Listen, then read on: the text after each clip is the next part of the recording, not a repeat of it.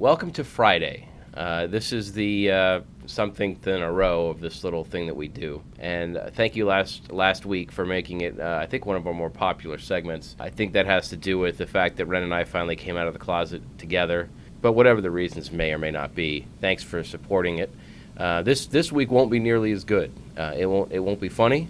It won't be interesting, and it'll be very self-promotional. I'm here to promote Colombiana, a movie that's coming out this weekend. There's probably nothing else that you should see.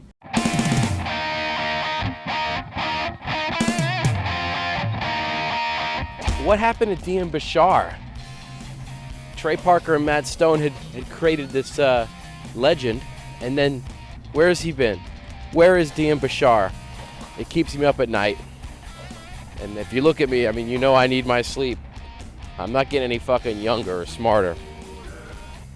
I think it's unfair to say I was excited, but I'm very disappointed and discouraged that we haven't seen a revival of the career of Casey Shamasco like we all expected. I mean, I think, let's face it, the guy was a juggernaut. He didn't play juggernaut. That role eventually went to Vinnie Jones. But I think we'll all agree that Casey Shamasco was right for the part. Horns! Do Not Be Afraid of the Dark opens this week. It's a film, I believe, produced and written by Guillermo del Toro. He's the guy that did Mimic. It's a horror film that is a remake of a TV thing that someone did. It's got the girl from Teaching Mrs. Tingle. It's got an Australian actor, and it's got some girl. I don't know their names. But it's a movie that this Norwegian filmmaker Guillermo did that's about a family that lives in a haunted house that's haunted by living things. There's creatures that are sort of like monsters. They want things to do that involve the family, but the family does not want to die. It's directed by a guy from Austria named Tony Nix, I think his name is. He does manga. I think it's the film that killed Miramax because it was so cool, and it's rated R for lots of sex and violence, and you probably should see it because I think there's like a total close-up of a clit. Who's going to win the space race? Who's going to win the space race? I don't know. Mars? No, I'm thinking they said that America and Russia were the two main right antagonists, but I think we're going to be surprised, and I think Puerto Rico is going to come through. You think? Mm-hmm. I'm thinking maybe Uzbekistan. Don't Be Afraid of the Dark. We saw it. There was a trailer for Drive in front of it, which looks fantastic. It did. It was good. We had a good percentage of the best and brightest of our Chud and associated family in Atlanta. Lots of faces, old and new, and it was a nice time. It was good. We had both seen it before, so it was my second time. Still loved it, still enjoyed it.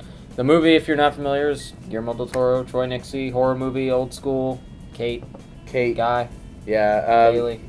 I mean, it's a weird movie. If you watch the trailers for it, you think you're going to get just hit in the face with the scariest of the scary and like tough shit. And it's a very small movie. It does have a lot in common with like an Outer Limits episode or a Tales from the Dark Side or one of those anthology shows. If you haven't seen a lot of older horror movies or read a lot of horror literature from back in the old days, it may feel foreign to you because it's very old school in the way that it tells its story. I think that's great, and I think that was never not the point. I mean, Guillermo, that was what he tried to make, and the reason some people may not get that is because we're just not given this kind of movie. From a personal perspective, that it exists to me is a huge thing because it took a very powerful filmmaker decades to pull it off. So it's definitely a labor of love, and it's definitely the kind of film that you have to force into existence because Hollywood doesn't want to make these kind of movies. Regardless of how cool and all that is, it doesn't matter if it's not a good movie or an effective movie.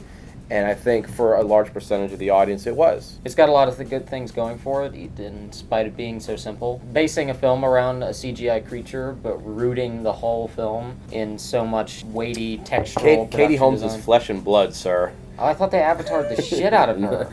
Nope. But no, just the fact that every set feels real and there's such texture to every piece of it. Everything surrounding the story is very beautiful and classic and could have been made in any era. So it really gives these little digital creations that are so well rendered and have weight and a really interesting articulation and method of movement that it gives them a really good playground to be scary and horrifying. Yeah, and the music's great. You look at the credits for the production designer and the editor and the DP and all those people that are involved in the margins. And if you look at the producers on it, like Mark Johnson, how many Oscars does that guy have? And Bill Horberg, who worked with Anthony Minghella, and of course Guillermo. It's got way too much behind-the-scenes pedigree to be just your average horror film, and that's kind of what makes it work. And I also think it's a gateway horror film, because while the gore fiends aren't going to get what they're coming for, and the people that are there for the really visceral type stuff, there's some, but it doesn't really speak to that. It's a little bit more classical, but I think people that aren't into horror may be a little bit more into horror after they see this. Look at this shit. Nature at its finest. If nature were to take the form of one actor, who would it be? Would it be Fred Ward? Would it be Diane Lane? Would it be Sigourney Weaver? I don't know. I don't think you could sum nature up with one human being, because we as humans are such a shitty and minute part of the grand scheme of things. And so what I'm trying to say is yes, the answer is Fred Ward.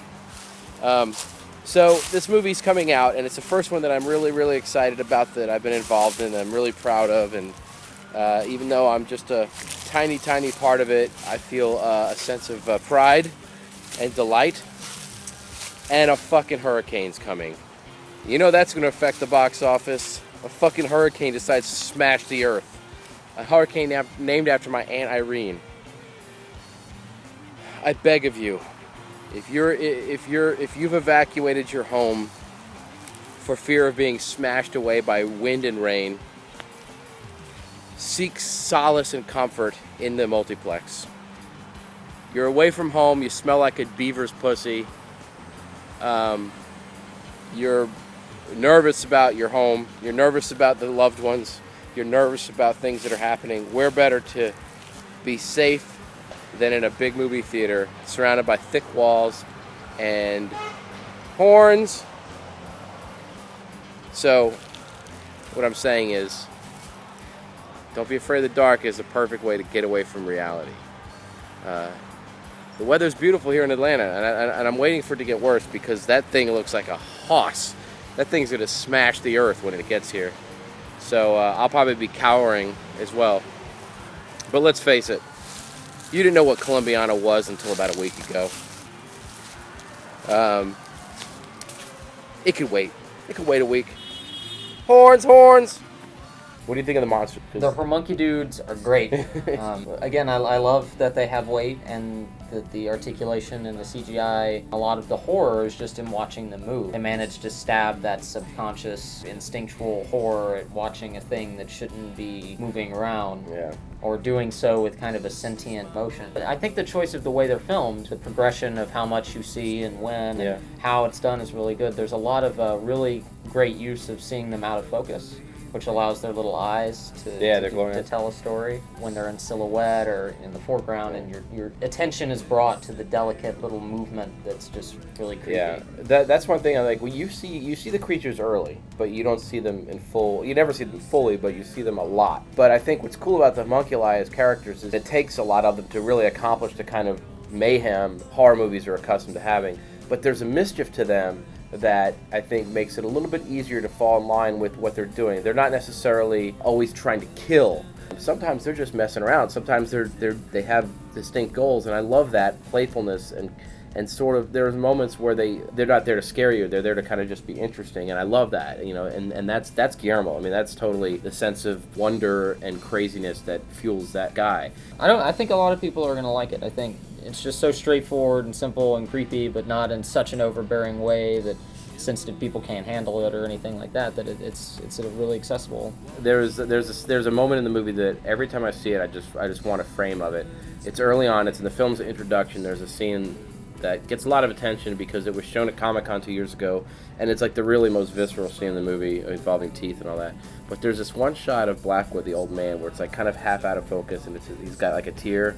Right. It's the most beautiful shot. That is. And to me, like, that encapsulates Troy Nixey as a filmmaker. What I really liked is there's not 2 or 3 resounding shots to me. The whole movie just feels very flowing and consistent and tied in together. Like it seemed there's like a persistent vision to it that I really like. The camera is constantly kind of moving and floating and is always at some interesting angle, and there's so much detail to capture anywhere you point the camera in these locations that it's just kind of perpetually beautiful. Hey guys, this is Ren Brown from Chud doing another kind of walk and talk Snorri Cam style movie review for you, because I've seen a batch of movies recently that I think are really great and that you'll want to see. 2 of them I believe you can catch this weekend, different places. One is called The Debt, and another is called Senna, which is a documentary.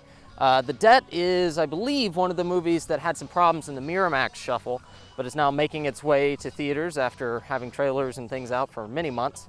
It stars Jessica Chastain and Sam Worthington, Tom Wilkinson, Helen Mirren, a whole big, huge group of folks that do some really good ensemble work.